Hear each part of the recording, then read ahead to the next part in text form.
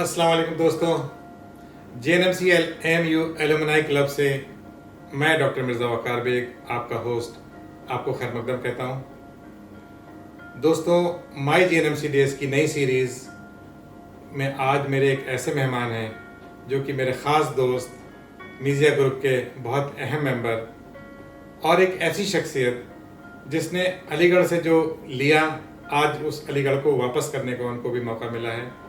मैं बात कर रहा हूँ प्रोफेसर सईदुल हसन आरिफ साहब की, जो कि आजकल head of department pathology department हैं JN मेडिकल कॉलेज के, और बहुत ही नेक शख्सियत, यारों के यार जिसे आप कहिए, हमारे मीडिया ग्रुप के बहुत ही ख़ास मेंबर और हमारे ख़ास दोस्त, बहुत ही ज़िम्मेदार आदमी और बहुत ही ज़िम्मेदारी से अपना जो भी इनको काम दिया जाता था, जैसे हम लोग ने इनको अपनी अटेंडेंस लगाने का काम दिया था, तो आप बिलीव नहीं करेंगे, मैंने अपने पिछले वीडियो में भी जिक्र किया है कि हम 5-6 लोगों की ये अटेंडेंस, अकेले ये बंदा डिफरेंट आवाज़ें बना के सबकी बोलता था और कभी इन्होंने हम लोग की अटेंडेंस शॉर्ट नहीं होने दी।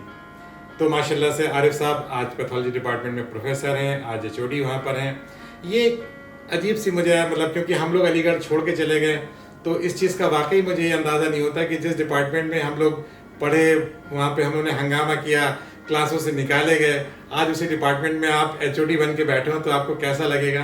यही मैंने आरिफ से कहा था कि इसके ऊपर आप जिक्र करिए। अब जैसे हमारे डिपार्टमेंट में त्यागी साहब प्रोफेसर हुआ करते थे, HOD हुआ करते थे, तो जब मैं HOD का सोचता हूँ अपने जहन में तो मुझे वो त्यागी साहब का रूम आता है, वो सीरियस से निकलते हुए कमरे से, तो मैं तस्वीर करता हूँ कि आजकल राजा भी अपने उसी कमरे से उसी तरह से निकलते होंगे तो कितना अच्छा महसूस होता होगा। और जैसे हादी हसन में हम लोग रहे, एज ए स्टूडेंट रहे, अब हादी हसन में एज ए स्टूडेंट ये भी रहे, आरिफ रहे, उसके बाद फिर ये हादी हसन के वार्डन बने और फिर वहाँ पे आप प्रोवोस्ट बने।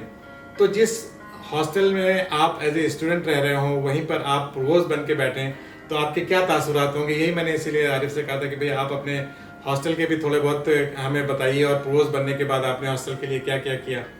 तो इस तरह के मैं समझता हूँ कि बड़ी कम शख्सियत अलीगढ़ में होंगी जो कि HOD भी हों, प्रोवोस्ट भी हों, स्टूडेंट भी वहाँ के रहे हों और हमारे दोस्त भी हों। तो ये शर्फ हमें हासिल है कि हमारे राजा साहब हमारे दोस्तों में से हैं। ये मेरी खुशकिस्मती है कि ऐसे ज़िम्मेदार शख्सियत से हम लोग की जान पहचान है, दोस्ती है। आज उन्होंने बहुत ही इंटरेस्टिंग अपने किस्से शेयर किए हैं। आई एम श्योर आप उनके किस्सों से इंजॉय भी करेंगे और कुछ सीखेंगे भी। दोस्तों, आरिफ साहब, जैसा कि मैंने बताया कि जो सोसाइटी से इन्होंने अलीगढ़ से जो लिया है उसको वापस कर रहे हैं और उसको वापस करने में इनकी बेगम भी इनका पूरा साथ दे रही हैं। शादमा भाभी, मैं आपका शुक्रिया अदा करना चाहता हूँ कि शादमा भाभी स्कूल एक चला रही हैं, मुर्तज़ा हुसैन मेमोरियल स्कूल के नाम से अपने घर पे ही आप लोग एक स्कूल चला रहे हैं, जिसमें अलीगढ़ के जो गरीब बच्चे हैं, जो हाउसमेट्स के बच्चे हैं या जो बिल्कुल जिनके माँ बाप कुछ नहीं करते हैं, उनके बच्चों को आप लोग तालीम दे रहे हैं और मात्र 100 रुपये में, सिर्फ 100 रुपये पर मंथ आप फीस लेते हैं और उसका सारा खर्चा आप लोग डोनेशंस के ज़रिए मैनेज करते हैं। तो इसलिए इस प्लेटफॉर्म के ज़रिए मैं आप लोगों से भी अपील करना चाहूँगा, all JNMCites across the world, कि आप लोग आरिफ साहब के इस मुहिम को कामयाब करने में उनकी मदद करें, ताकि ये स्कूल आज जो कि 5th तक है और ये लोग 10th क्लास के बच्चों को भी, मतलब जो बड़े बच्चे भी आते हैं उनको मना नहीं करते हैं, ये लोग उनको कोचिंग करवाते हैं और उनको फिर 10th का एग्ज़ाम दिलवा के उनको आगे के एडमिशन्स दिलवाते हैं यूनिवर्सिटी में। तो बहुत नेक काम ये लोग कर रहे हैं और मैं समझता हूँ कि इसमें हम लोगों को इनका सपोर्ट करना चाहिए। तो मेरी अपील है कि आप लोग प्लीज़ मुर्तज़ा, मैंने डिस्क्रिप्शन में मुर्तज़ा हुसैन सोसाइटी का फ़ोन नंबर और लिंक वगैरह दिया है, आप लोग इनसे कांटेक्ट करके अपने डोनेशंस इसमें दे सकते हैं। दोस्तों, आरिफ साहब से हम लोग की देखा जाए तो बहुत अच्छी दोस्ती रही। आरिफ साहब पहले हॉस्टल में जब नहीं रहते तो अपने भाई के साथ अपने घर में रहते थे और हम लोग अक्सर ईद बकरीद उनके घर जाया करते थे। इनकी अम्मी से भी अच्छी मुलाकात थी।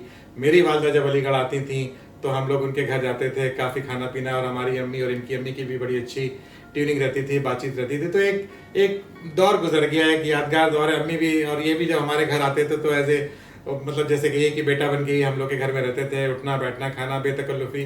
तो एक बहुत अच्छा हमारा एसोसिएशन इनसे रहा है। और इनके एक समय एक छोटी सी बात इनकी मैं इनकी जिम्मेदारी की मैं शेयर करना चाहूँगा कि जैसे हम लोग के ग्रुप में ज़ुबैर अब्बास या और कई लोग मन्नान वगैरह काफ़ी सिगरेट वगैरह पीते थे, तो आरिफ को भी ऑफ़र करते थे कि भाई आरिफ आप भी सिगरेट पीजिए। तो इनका ये डर था कि नहीं, मैं अभी नहीं पीऊँगा, मैं जब कमाना शुरू करूँगा तो अपने पैसों से सिगरेट पीऊँगा और मैं किसी और के पैसे से सिगरेट नहीं पीऊँगा। तो ये बहुत बड़ी बात थी, और ये फैक्ट है कि जब ये इंटर्नशिप में आए, जब इनको पहला स्टाइपेंड मिला, उसके बाद से फिर उन्होंने धीरे धीरे सिगरेट पीनी शुरू की। और सिगरेट के तो इनके किस्से और हैं ज़ुबैर अब्बास इनकी सिगरेटों का पूरा हिसाब किताब रखा करते थे कि राजा के उसमें कितनी सिगरेटें बची हुई हैं। तो बहरहाल चलिए देखते हैं आरिफ साहब को अपने हॉस्टल के दौर और प्रोफेशनल दौर में क्या कहना है, उनको क्या किस्से सुनाने। Let's welcome doctor Saidul Hasan Arif. अस्सलाम वालेकुम दोस्तों, मैं doctor Saidul Hasan Arif, JNMC 81 batch, Mirza Waqar Baig का बैचमेट, क्लास फेलो, हमने वाला, हम पे आला। इनके इसरार पे मैं ये वीडियो भेज रहा हूँ। कल एक वीडियो बनाई, बहुत लंबी हो गई, 30 मिनट की हो गई। मैंने मिर्ज़ा साहब से कहा, मैंने कहा मिर्ज़ा साहब, हादी हसन और JN मेडिकल कॉलेज की बातें शुरू होंगी तो बहुत लंबी दूर तक लग जाएंगी, लोग बेवजह उदासी का सबब पूछेंगे वगैरह वगैरह। लेकिन ये उन्होंने कहा यार 15 मिनट की कट करके बनाओ, फिर बना लेना आगे। मैंने कहा ठीक है, फिर मैं आज फिर कोशिश करता हूँ 15 मिनट की। तो खैर बहरकैफ एंट्री हादी हसन में मेरी कैसे हुई उसके बारे में तस्करा था कि मैं हबीब हॉल में रहता था, काफ़ी दिनों से हबीब हॉल में रहता था, सिंगल सीटेड रूम में रहता था, 20 नंबर कमरा था। हमारी विंग बड़े सीनियर लोगों की विंग हुआ करती थी। इसमें मनाजिर भाई जो क़याम हबीब हॉल से यानी कि 1972 से उसमें रह रहे थे, कमरा नंबर उनका 28 था शायद,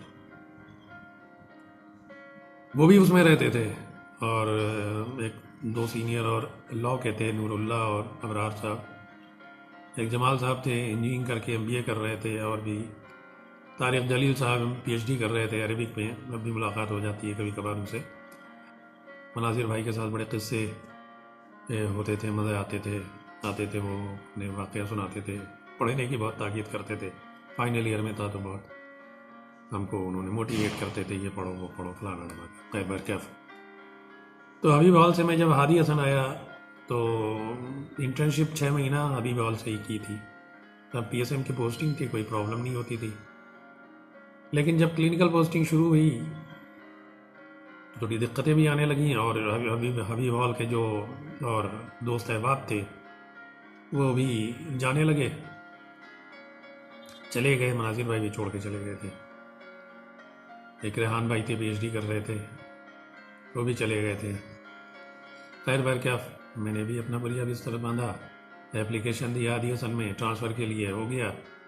मन्नान उस वक्त सीनियर हॉल थे। मैंने कहा मन्नान साहब, मैं सिंगल सीटेड रूम में रहूँगा यार, ये डबल सीटेड में नहीं रहूँगा। मेरा अलाटमेंट हुआ था, रूम नंबर तो याद नहीं, कमरुल खां के साथ। कमरुल खां बताएंगे कौन सा रूम नंबर उनका था। तो कमरुल खां बहुत परेशान किया, आरिफ भाई आ रहे हैं, आरिफ भाई आ रहे हैं, मैं कैसे रहूँगा उनके साथ। वो 85 बैच के मेरे ख्याल जूनियर रहे होंगे उस वक्त। खैर बैर क्या, शुजात अली इन्हें जुगाड़ लगाया, कहने लगे कमरे की चाबी मेरे पास है। हबीबुर रहमान इश्तिकार एक साउथ अफ्रीका का था, इंटर्नशिप करके जा चुका था, उसका कमरा था वो, और उसमें तुम एक्स्ट्रा पार्टनर बन जाओ। तो खैर बैर कैफ एप्लीकेशन लिखी गई, हबीबुर रहमान इश्तिकार की जगह शुजात अली ने साइन किया। PN सिंह साहब वार्डन थे, हम लोग PN सिंह साहब के पास गए, PN सिंह साहब ने अलाउ कर दिया, हम 454 घुस गए। यह सीक्रेट है, आज तक मैंने नहीं, बहुत कम लोगों को बताया था, ड्यूरिंग प्रोशिप भी नहीं बताया हमने किसी को। तो 454 में रहता था। सामने आबिद जिलानी रहते थे, नीरज जवन भी इसी में रहते थे, शाही सिद्दीकी थे आजकल लखनऊ में हैं, वो भी उसी विंग में रहते थे। उनके साथ बहुत यादें वाबस्ता है, उनसे पूछेंगे तो बताएंगे।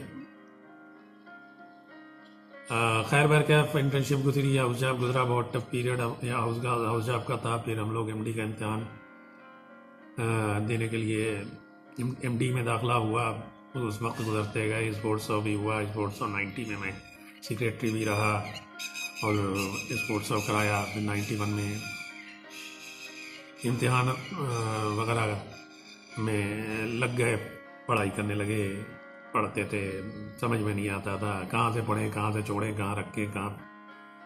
तो एक दिन क्या हुआ, मैंने उठा के किताब पटक दी। मिर्ज़ा साहब चले आते थे अक्सर किताब लेके, जब वो अपने कमरे में बोर हो तो हमारे यहाँ आ जाए, जब न पढ़ते रहे, हमको पढ़ते रहे, किसी डिस्टर्ब नहीं करता था कोई। मैंने उठा किताब एक तरफ बंद कर दी, मैंने कोर्स खत्म। मिर्ज़ा साहब चल गए, नईम साहब भी शायद बैठे हुए थे। अब क्या हुआ, MD का कोर्स खत्म हो गया। मैंने कहा यार अब क्या इसको पढ़ते रहेंगे तो ज़्यादा पढ़ते ही रहेंगे, कोर्स इम्तहान भी हो जाएगा ख़त्म। तो कोर्स ख़त्म कर लो, फिर रिवीजन भी करो, इम्तहान होने वाले थे थियरी के। खैर बैर क्या हमारे विंग में एक आरिफ भाई रहते थे, हमसे सीनियर थे, MS जनरल सर्जरी करके रजिस्ट्रार थे उस दौरान। उन्होंने जो है एक किस्सा उनसे, 2 किस्से मैं उनसे मुंसलक सुनाता हूँ एग्ज़ाम के दौरान की। मैं पढ़ाई कर रहा था तो आए, कहने लगा भाई क्या पढ़ रहा है? उस ज़माने में पाइप पीते थे। कहने पाइप पियोगे? मैंने कहा पाइप नहीं पियोगे, हलक में घुसता है, इरिटेट करता है। तो कहने लगे, कहने क्या पढ़ रहे हो? मैंने कहा ये पढ़ रहा हूँ, ये तो समझ में नहीं आ रहा है, क्या पढ़ूँ क्या ना पढ़ूँ, क्या छोड़ूँ क्या पकड़ूँ। कहने लगे यार क्यों परेशान हो रहे हो, MD का इम्तहान है, कोई कुंभ का मेला थोड़ी है 12 साल बाद आएगा, हमें यार 6 महीने बाद इम्तहान आ जाता है यार। और दूसरी बात उन्होंने कहा कि यार ऐसा है कि टेंशन काहे लेते हो, एग्जामिनर को अगर पास करना होगा तो पूछेगा अपने बाप का नाम बता दो, और फेल करना होगा कहेगा मेरे बाप का नाम बता दो। मैंने कहा यार ये तो बड़ी पते की बात बताई कि अगर पास करना होगा तो आसान सवाल पूछ लेगा, और फेल करना होगा तो मुश्किल मुश्किल सवाल पूछेगा। खैर बरकैफ इसी दौरान इम्तहान आया, आगे निकल गए। नईम साहब और वक़ार बेग साहब दिल्ली चले गए, ज़ुबैर साहब और जावेद आरिफ साहब रहते हैं। जावेद आरिफ साहब बहुत मशहूर, बहुत किस्से मशहूर हैं उनके। 1-2 किस्से बताता हूँ। जावेद आरिफ साहब 30 नंबर में रहते थे शुरू में, MBBS में वक़ार बेग साहब के रूममेट थे वो, और 30 नंबर कमरा बिल्कुल गेट पे है। बड़ा ज़बरदस्त जॉइंट था वो, हर आदमी वहीं पे बैठ का लगता था। मैं भी आता था जब हबीबाल में रहता था, लंच वहीं लेता था। लंच का एक किस्सा उनसे मैं शेयर करना चाहता हूँ मैं आपके साथ कि टिफ़िन आते थे हम लोगों के, तो 3-4 टिफ़िन, हम नईम, वक़ार और जावेद आरिफ साहब बैठ जाएं, एक बड़ी सी प्लेट में सालन और दिया जाए, अपनी अपनी रोटियां लोग लेकर खाना शुरू कर दें। जो जितना खींच सके बोटी वो खींच ले, उसके हिस्से में उतनी आ जाती थी। बिल्कुल इस्लामी तरीके से खाना खाते थे एक ही प्लेट में, और बीच में एक टेबल रख के और चारों तरफ बैठ जाते थे उसके। और जब चावल की बारी आए तो उसी में सब चावल डाल दिया जाए, और बीच में एक गड्ढा बना दिया जाए, उसमें दाल डाल दी जाए। अब हर आदमी अपनी अपनी तरफ की नाली बना के दाल को अपनी तरफ खिसकाए और खाना शुरू करे। चावल खाने में प्रॉब्लम होती थी, लुकमा मुंह तक लेते तो थोड़ा सा गिर जाता था, तो उसके लिए हम लोग एहतियात में वो एक कटोरा हाथ में रखते थे ये टिफ़िन का, कि जो उसमें गिरने ना पाए, जो गिरने लगे तो उसमें गिर जाए, दाने का नुकसान हो, बाद में उसको साफ करके खा लेते थे। तो जावेद आरिफ साहब कुछ लुकमा बड़ा बड़ा लेते थे, और आधा जो है अपने डिब्बे में गिराए और आधा अपने खाए। और जब हम लोग सब खा चुके हैं, अपने प्लेट खाली हो जाए, तो वो अपने डिब्बे से मज़े ले लेके खाए। और हम लोगों ने कहा यार ये तो बहुत गलत बात है। कहने लगे तुम भी बड़ा लुकमा लिया करो जावेद आरिफ साहब खाने में थोड़े वो थे। एक दावत में गए थे हम लोग किसी के यहाँ, हमारा पूरा बैच एक तरह बैठा हुआ था। जावेद आरिफ साहब ने जो है वो डोंगे में बहुत ढेर सारा सालन निकाला था, ऐसा लगता था कि डोंगा ही पलट लिया था प्लेट में।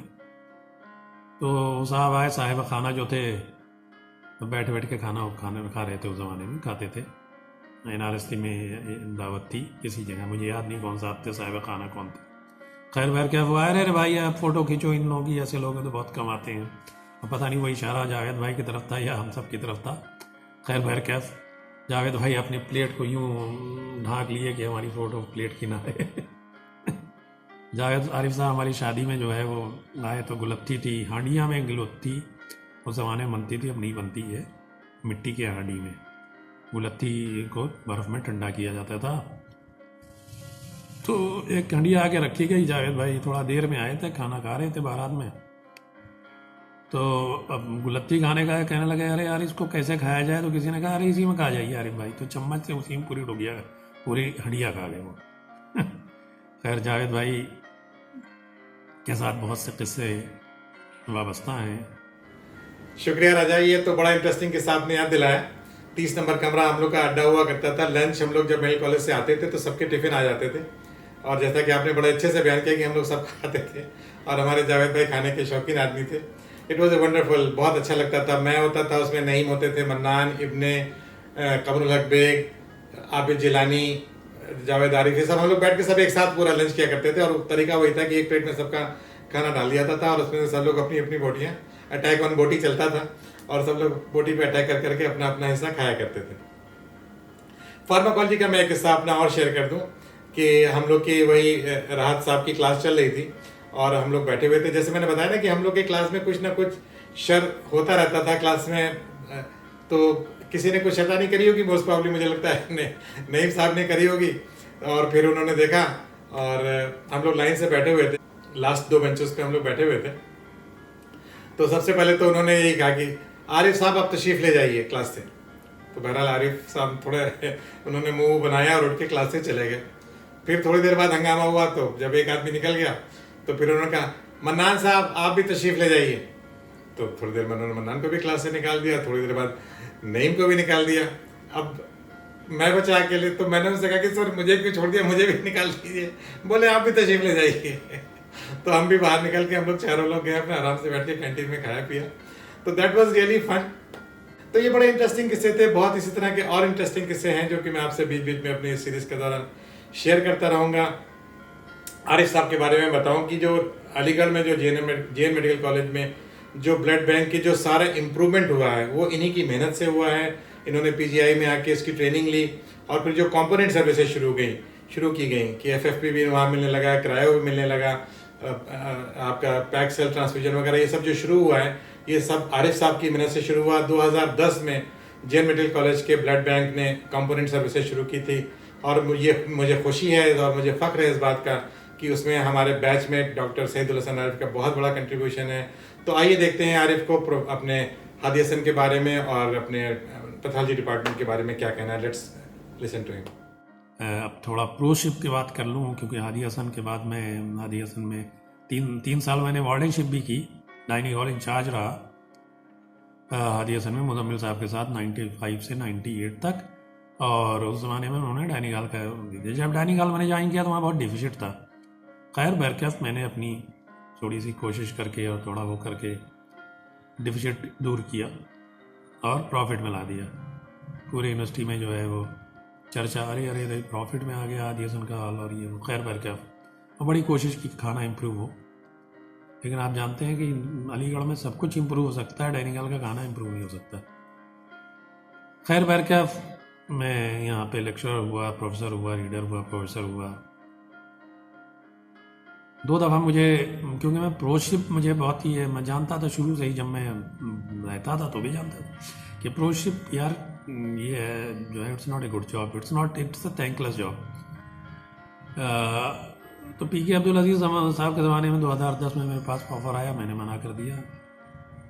जनरल साहब जब वाइस चांसलर आए हुए तो भी उन्होंने मैसेज भिजवाया, तो तभी मैंने मना कर दिया। लेकिन तारिक मंसूर साहब अपने फेटर्निटी के थे, मेडिकल कॉलेज के थे, हमारे उस्तादों में से थे, प्रिंसिपल थे। जब वाइस चांसलर बने तो मैंने मुबारकबाद दी, कहने लगे अरे तुमको मेरे साथ काम करना है यूनिवर्सिटी। अब मैं इनको मना नहीं कर सकता था, क्योंकि जाहिर सी बात इनसे ऐसी कुछ टीम मतलब कुछ रिश्ते ऐसे होते हैं जिनको आप मना नहीं कर सकते। और उन्होंने वाइस चांसलर बनने के बाद मुझे हादी हसन का प्रोस बना दिया और सीनियर मोस्ट प्रोस बनाया और ईसी का मेंबर भी बनाया। खैर बहरकैफ बड़ा अच्छा गुजरा 2 साल, बहुत उम्दा गुजरा, बहुत काम कराया मैंने हादी हसन में। हादी हसन के जो लोग आए या आए तो देखें बाहर ही एक राइट हैंड पे पोस्ट ऑफिस लिखा हुआ है।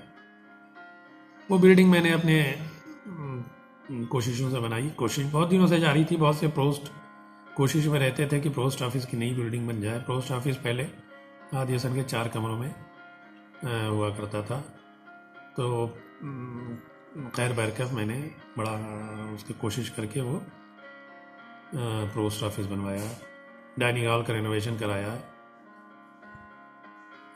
लड़कों की डिमांड थी कि यहाँ पे प्रॉपर पिच नहीं है क्रिकेट की, और हम लोग जो कैनवस बॉल से खेलते हैं फिर इंटर हॉल में जाते हैं, वहाँ पे प्रैक्टिस नहीं होती हम लोगों की और हम लोग वहाँ पे परफॉर्म नहीं कर पाते। तो उसके लिए पिच की डिमांड थी, मैंने बहुत कोशिश करी और पिच भी बन के तैयार हो गई। हादी हसन की फुटबॉल की टीम बहुत उम्दा हुआ करती थी, पहले कोई जाता होता नहीं था, हमेशा से फुटबॉल की टीम अच्छी रही है। हमसे पहले 2-3 प्रोस के ज़माने में कोई इंटर हॉल में पार्टिसिपेशन ठीक से नहीं होता था, मैंने सबका पार्टिसिपेशन कराया। इवन हॉकी में इंटर हॉल हॉकी में भी मैंने पार्टिसिपेशन कराया। मैंने कहा खेलो जाके, जहाँ तक खेलना हो खेलो। और सबके पैसे होते हैं, गेम्स के अच्छे खासे पैसे बच्चों के होते हैं। और उनको जो है मैंने सारी चीज़ें, किट और ये और वो डाइट सब प्रोवाइड कराई, और लड़के बहुत खुश हुए। और हादी हसन और फुटबॉल की टीम में तो पहले साल फाइनल खेले, दूसरे साल सेमीफाइनल में एनआरसी से कट गए। प्रोशिप के दौरान जाहिर सी बात है कुछ तनाज़ा भी हुआ, लड़ाई झगड़े भी लड़कों में होते थे, हर वक्त में होते थे, हमारे वक्त में भी होते थे। लेकिन हम लोग ऐसा है कि हम लोग लड़ाई झगड़ों को अपने लेवल पे निपटा लेते थे, कभी पोस्ट ऑफिस के चक्करों में नहीं पड़े, अपने खुद ही निपटा लिए करते थे। और अक्सर एक आध दफ़ा ऐसा ही हुआ होगा जो पोस्ट और प्रॉक्टर तब बात गई होगी, वरना सारे लड़ाई झगड़े आपस में लड़ो और डालो। लेकिन यह है कि ग्रुपिज़म बहुत अब हो गई थी, और यूनिवर्सिटी में जो यूनिवर्सिटी के ग्रुप थे, अब यूनिवर्सिटी के जो लीडरान थे वो भी बड़े इन्वॉल्व हो जाते थे हादी हसन के मैटर में। इन्हीं सब में वक्त गुजरा, 2 साल हुए। मैंने वाइस चांसलर साहब से कहा, मैंने भाई सर मुझे 2 साल हो गया है, टर्म एक्सपायर हो गया। एक चीज़ बता दूं, 2 साल ही होता है पोस्ट का टर्म, वो बहुत ही उम्दा 2 साल होता है। 2 साल से ज़्यादा का टर्म जो है वो पोस्ट के लिए मुनासिब नहीं रहता है। अच्छा गुजरा 2.5 साल एज ए पोस्ट, बहुत अच्छा लगा। जिस हॉल में आप रहते हैं उस हॉल में आप वार्डन रहे, उसी हॉल में पोस्ट रहे। लड़के ओवरऑल कोऑपरेटिव रहा, कोई मामला नहीं रहा, 1-2 वाक़यात को छोड़कर बाकी मामला ठीक रहा। और लड़कों ने काफ़ी मदद की। हमने 4-5 फंक्शन कराए, 3 तो सर सैयद डे कराया, 2 हॉल डिनर कराए। हमने ज़्यादातर कोशिश ये रही कि हम हादी हसन से के एलुमनाई को ही चीफ गेस्ट बुलाएं और उनको ही एजाज़ बख्शें, उनको मौका दें लड़कों से इंटरेक्ट होने का। और इंटरेक्ट होने में ये रहा कि एक वाक़या बता दूं कि एक हमारे भाई थे, सीनियर हैं यहाँ के, और